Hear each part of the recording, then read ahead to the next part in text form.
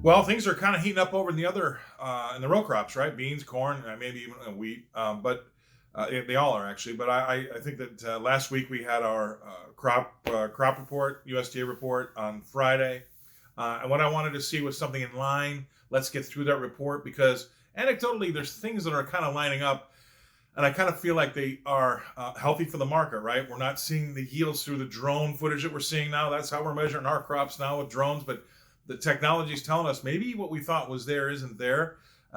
So we didn't get any overstatements from the USDA to kind of put a wet blanket on that. So it'll be nice to see how this trades. The market just seems a little bit healthier. Today we backed off a little bit. I think corn conditions, crop conditions fell for corn a percent. That's not too alarming.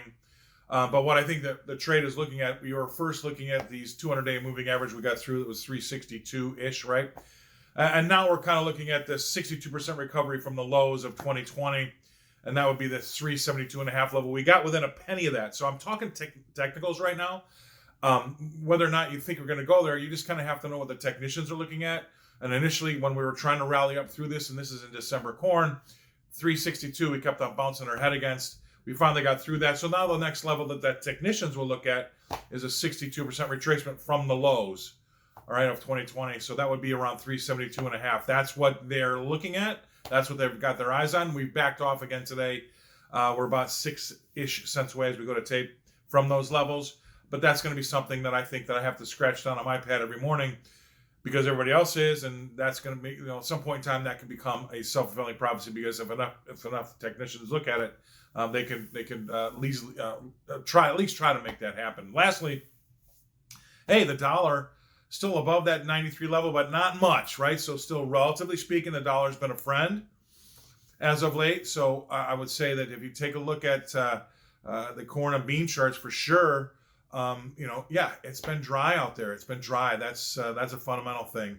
And we've also seen the dollar trade a lot lower. That's another fundamental thing. So we got a couple of fundamental things that are starting to line up here for corn.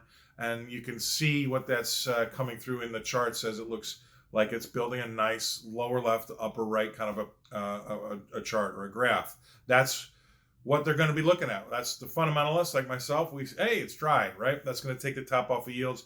And we didn't get anything crazy from the USDA to change that. If you're a technician, you're looking at that 372.5 level.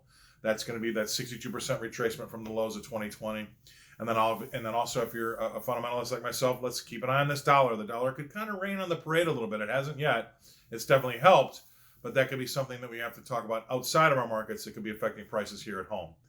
So that's it from the corn, but it's definitely shaping up to be interesting and going in the right direction if you're a producer.